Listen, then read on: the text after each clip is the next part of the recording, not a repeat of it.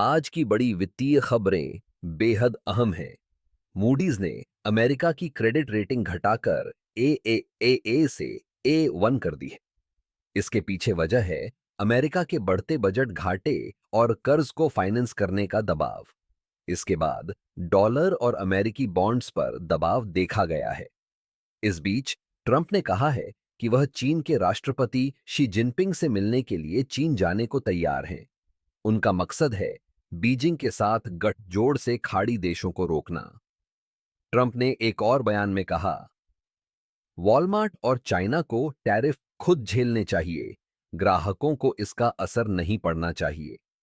साथ ही उन्होंने यह चेतावनी भी दी है कि जो ट्रेड पार्टनर गुड फेथ से बातचीत नहीं करेंगे, उन पर भारी टैरिफ लगाए जाएंगे। वहीं अमेरिकी उपराष्ट्रपति वेंस ने यूरोपीय नेताओं से मुलाकात कर यूएस ईयू ट्रेड डील को आगे बढ़ाने की कोशिश की। जापान ने भी साफ किया कि वह जल्दबाजी में कोई समझौता नहीं करेगा। चीन की बात करें तो उसने अमेरिका, जापान और यूरोपीय यूनियन से आने वाले कुछ इंजीनियरिंग प्लास्टिक उत्पादों पर 53.9% तक एंटी डंपिंग ड्यूटी लगा दी है। इससे ग्लोबल सप्लाई चेन पर असर पड़ सकता है।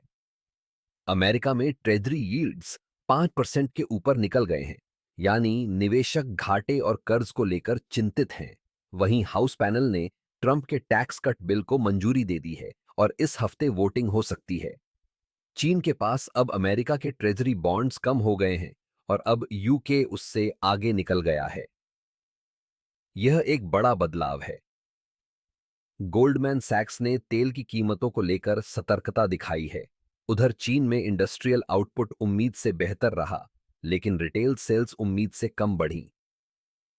चीन में मकान की कीमतें अब भी जमी हुई हैं और स्टील प्रोडक्शन भी मार्च से 7% कम हुआ है। इसके बावजूद ऊर्जा सेक्टर में उत्पादन पिछले साल के मुकाबले बेहतर रहा। एक और दिलचस्प बात, प्लैटिनम ज्वेलरी की डिमांड चीन में फिर से बढ़ने लगी है। इससे इस साल ग्लोबल प्लैटिनम डिफिसिट गहरा हो सकता है। सिंगापुर में चीनी कंपनियां तेजी से आईपीओ और लिस्टिंग की तैयारी कर रही हैं। यह तनावपूर्ण ट्रेड माहौल का असर है।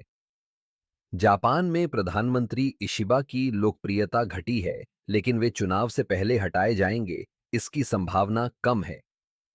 येन में फिर से तेजी देखने को मिल रही है क्योंकि यूएस जापान करेंसी टॉक्स की उम्मीद है।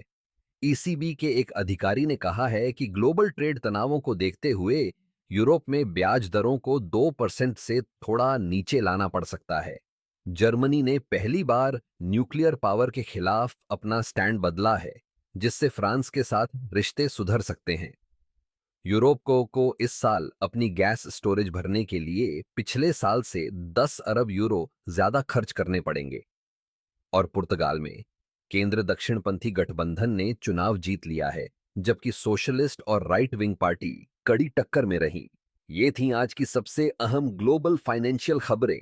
मैं हूं द फेलो इन्वेस्टर, आपका भरोसेमंद स्रोत।